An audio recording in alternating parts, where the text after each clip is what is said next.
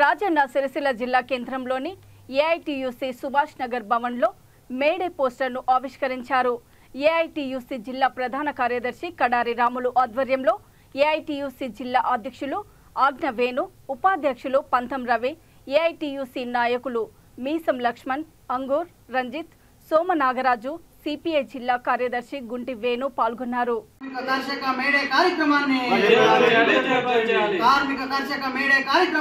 జయప్రదం చేయండి. మేడే కార్మికుల ఐక్యత 138వ మేడే కార్యక్రమాన్ని 130 మేడే కార్యక్రమాన్ని కార్మికుల ఐక్యత జిందాబాద్ ఏఐటీసీ పోరాడదాం కార్మికుల హక్కుల రక్షణ కొరకు, కార్మికుల హక్కుల రక్షణ కొరకు. 138వ మేడే కార్యక్రమాన్ని దేశవ్యాప్తంగా విజయవంతం కావాలని అశేష ప్రజానికం కోరుకుంటా ఉన్నారు. ముఖ్యంగా సికాగో నగరంలో ఉద్భవించినటువంటి ఎర్రజెండా 138 సంవత్సరాల క్రితం ప్రారంభమై వల్ల దేశాల్లో పోరాడితే పోయేదేం లేదు. బానిస సంఖ్యలని ప్రపంచ ప్రజానికాన్ని మేల్కొల్పుతున్నటువంటిది సంఘము, పార్టీలేవైనటువంటి ఎర్రజెండా సంఘాలే.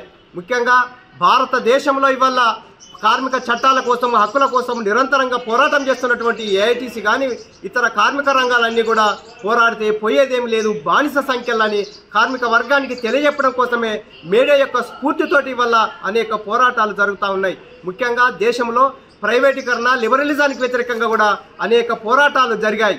ముఖ్యంగా 138 సంవత్సరాల నుంచి అనన్యమైనటువంటి త్యాగాలు చేసినటువంటి చరిత్ర కార్మిక వర్గం ఉంది. నిర్బంధాల మధ్యన, అరెస్టుల మధ్యన, కేసుల మధ్యన చట్టాల కొనసాగింపులో భాగంగా అనేక పోరాటాలు చేయడం జరిగింది.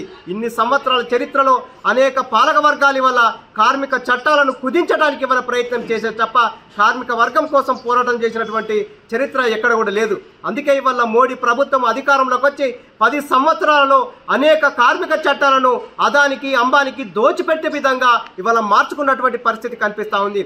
అందుకే ఇవాళ భారత రాజ్యాంగాన్ని రచించినటువంటి డాక్టర్ బిఆర్ అంబేద్కర్ భారత రాజ్యాంగాన్ని రచిస్తే ఆ భారత రాజ్యాంగంలో కార్మికుల హక్కుల కోసం, సంఘం పెట్టుకునే హక్కు కోసం, స్వేచ్ఛ కోసం ఇవాళ భారత రాజ్యాంగం ఉంది. ఆ భారత రాజ్యాంగాన్ని కూడా ఇవాళ మోడీ ప్రభుత్వం మరొకసారి అధికారంలోకి వస్తే 400 సీట్లు ఇవాళ భారతదేశంలో హక్కుల్ని హరించి వేసే విధంగా ఇవాళ మోడీ ప్రభుత్వం ఇవాళ ముందుకు వస్తూ ఉంది. అందుకే దేశంలో కార్మిక వర్గాన్ని మేము కోరుతుంది ఏంటంటే మేడే స్ఫూర్తితోటి రేపు భవిష్యత్తులో వస్తున్నటువంటి పార్లమెంట్ ఎన్నికల్లో మోడీని ఓడించే విధంగా, కార్మిక చట్టాలను కాపాడుకునే విధంగా